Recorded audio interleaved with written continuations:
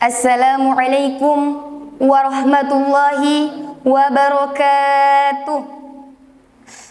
Alhamdulillahillazi arsala rasulahu bil huda wa dinil haqq liyuzhirahu 'alad dini kulli walau karihal kafirun walau karihal munafiqun walau karihal musyrikun.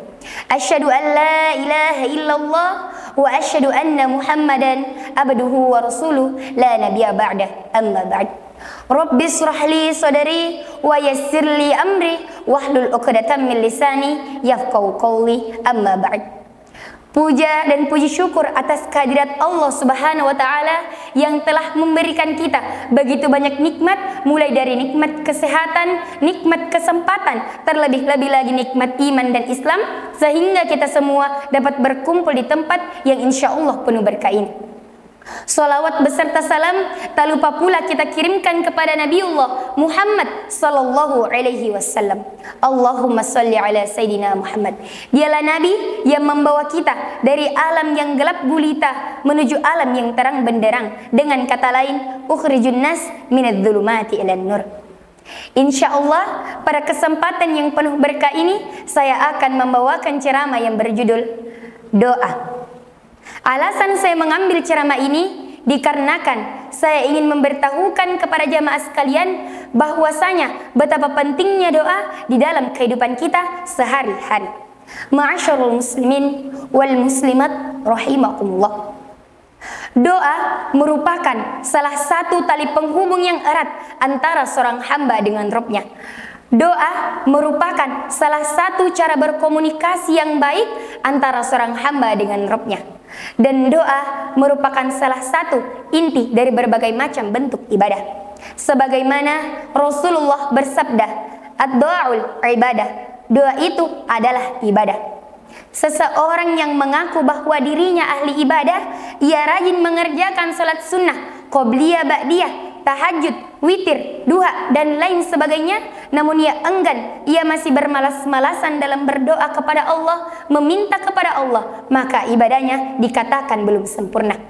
Bahkan hal tersebut malah menunjukkan kesombongan dirinya kepada Allah Subhanahu wa taala.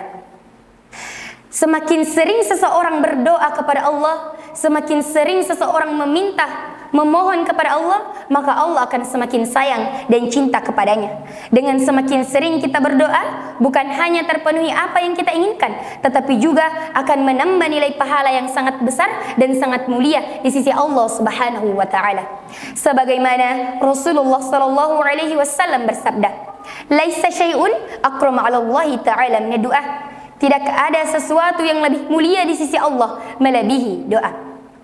Maksud dari hadis ini menjelaskan bahwasanya semakin sering seseorang berdoa, semakin sering seseorang memohon hanya kepada Allah, maka akan semakin mulia kedudukannya di sisi Allah dan di hadapan para makhluknya. Ma'asyarul muslimin wal muslimat rahimakumullah. Doa adalah sarana, senjata bagi seorang hamba untuk merealisasikan atau mewujudkan sebuah keinginan. Dari keinginan kecil maupun keinginan yang besar, dari keinginan yang mudah ataupun keinginan yang kita tidak sangka-sangka akan terjadi. Itu semua kuasa dari Allah Subhanahu wa taala. Dengan cara bersungguh-sungguh dalam berdoa, kita tidak boleh tergesa-gesa, terburu-buru dalam menunggu terkabulnya doa kita. Kita harus berdoa dengan keikhlasan hati, karena ikhlas dalam berdoa merupakan salah satu pintu terkabulnya doa-doa kita. Sebagaimana Rasulullah sallallahu alaihi wasallam bersabda yang artinya, sesungguhnya Allah tidak mendengar doa orang yang berdoa karena sum'ah, riyah, dan bermain-main. Namun Allah mendengar doa orang yang berdoa dengan ikhlas dari lubuk hatinya. Diriwayatkan oleh Bukhari. Ma'asyarul muslimin wal muslimat rahimakumullah. Selain ikhlas dalam berdoa, kita juga harus senantiasa memperbanyak meluangkan waktu kita untuk senantiasa berdoa kepada Allah, terutama pada waktu-waktu yang mustajab. Salah satu contoh waktu yang mustajab adalah di antara sepertiga malam atau yang biasa kita sebut yaitu tahajud, di antara azan ke iqamah, dan masih banyak lagi contoh waktu-waktu yang mustajab.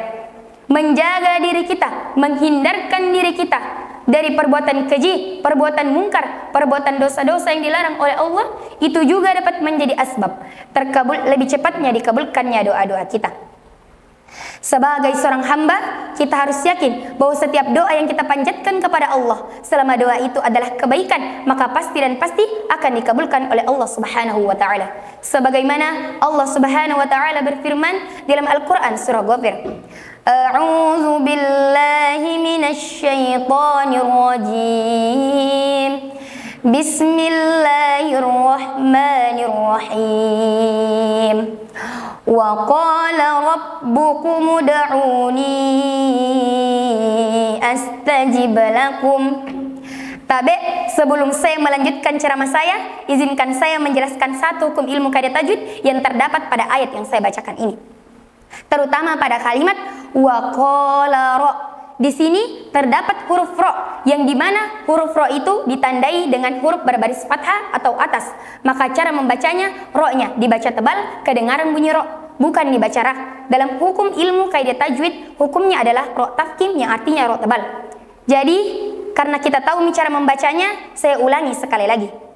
Bismillahirrahmanirrahim. Wa qala rabbukum ud'uni astajib lakum.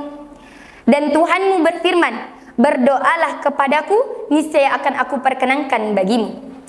Innal ladzina yastakbiruna an ibadati. Sesungguhnya orang-orang yang sombong tidak mau menyembahku, sayadkhuluna jahannama dakhilin, maka akan kumasukkan ke dalam neraka jahannam dalam keadaan hina dina. Quran surah Ghafir ayat 60. Ma'asyiral muslimin wal muslimat rahimakumullah. Di dalam ayat ini yang saya bacakan tadi menjelaskan kepada kita semua bahwasanya Allah Subhanahu wa taala memberitahukan kepada kita semua sebagai hambanya agar senantiasa memperbanyak meluangkan waktu kita untuk senantiasa memperbanyak berdoa, memohon, meminta hanya kepada Allah. Karena Allah sendiri yang mengatakan dalam Al-Quran, astajib lakum, maka akan aku perkenankan, maka akan aku berikan, maka akan aku kabulkan untukmu. Dan di dalam ayat ini juga Allah menjelaskan, memberitahukan kepada kita semua sebagai hambanya bahwa Allah akan memasukkan siapa saja hamba-hambanya yang tidak mau berdoa, menyembah, meminta hanya kepada Allah Subhanahu wa taala.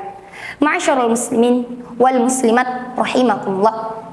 Sebagai seorang hamba, kita harus tahu bahwa sesungguhnya tidak ada doa yang Allah tolak. Tidak ada istilah doa itu tertolak. Kata lebih tepatnya adalah doa itu tertunda. Mengapa Allah menunda untuk mengabulkan doa kita? Mengapa Allah menunda untuk mengabulkan permintaan kita? Nah, jadi jemaah sekalian, segala sesuatu pasti memiliki penyebab dan alasan masing-masing. Dan Allah sendiri juga memiliki alasan mengapa Allah belum mengabulkan doa-doa kita. Jadi ada beberapa penyebab atau alasan mengapa Allah belum mengabulkan dan memberikan doa-doa kita. Yang pertama, penyebab atau alasan yang pertama adalah dosa. Maksudnya itu mungkin saja kita masih sering melakukan dosa sehingga doa-doa kita itu terhambat oleh dosa-dosa yang kita lakukan. Contoh dosa-dosa yang paling sering manusia lakukan adalah maksiat, menggibah, menceritakan keburukan orang lain, memfitnah orang lain, mengadu domba, menzolimi orang lain, memakan sesuatu dari hasil atau harta yang haram seperti uang hasil curian, uang hasil korupsi, uang hasil menipu, riba, judi, dan lain sebagainya. Itu semua dapat menjadi penyebab terhambatnya, terkabulnya doa-doa kita.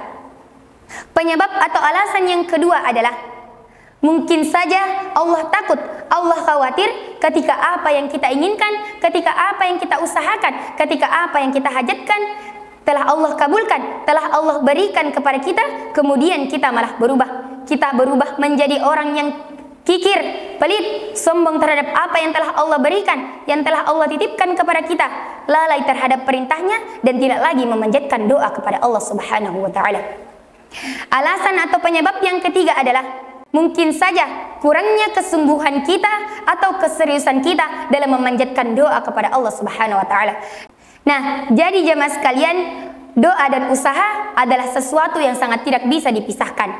Diibaratkan seorang penuntut ilmu, ketika ia mau pintar, ketika ia mau cerdas, berprestasi, maka selain berdoa kepada Allah, ia juga harus ikhtiar, berusaha. Berusaha apa?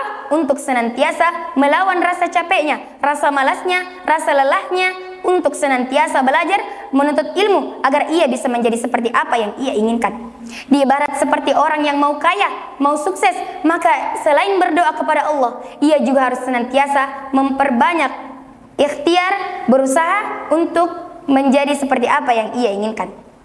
Jadi itulah tadi 3 penyebab atau alasan mengapa Allah Subhanahu wa taala belum mengabulkan atau memberikan apa yang telah menjadi hajat-hajat kita. Ma'asyarul muslimin wal muslimat rahimakumullah. Jadi sebagai kesimpulannya, marilah kita senantiasa memperbanyak meluangkan waktu kita untuk senantiasa memperbanyak berdoa kepada Allah, terutama pada waktu-waktu yang mustajab. Jadi jangan pernah putus asa terhadap doa yang belum Allah kabulkan, karena sesungguhnya Allah lebih tahu apa yang terbaik untuk hamba-hambanya. Dan Allah lebih tahu apa yang kita butuhkan, bukan apa yang kita inginkan. Teruslah berdoa, berusaha, bersabar, sampai kita semua bisa melihat hasil dari usaha, kesabaran, dan doa yang selalu kita langitkan kepada Allah Subhanahu wa ta'ala. Mungkin cukup sekian ceramah singkat yang saya bawakan, kurang lebihnya mohon dimaafkan. Unzur man qala wala tanzur man qala. Jangan lihat siapa yang menyampaikan, tapi dengar apa yang ia sampaikan. Allahumma arhamna bil Quran, Allahumma adkhilna jannata bi syafa'atil Quran, Allahumma adkhilna jannata bi syafa'ati Rasulullah sallallahu alaihi wasallam. Summa assalamu alaikum warahmatullahi wabarakatuh.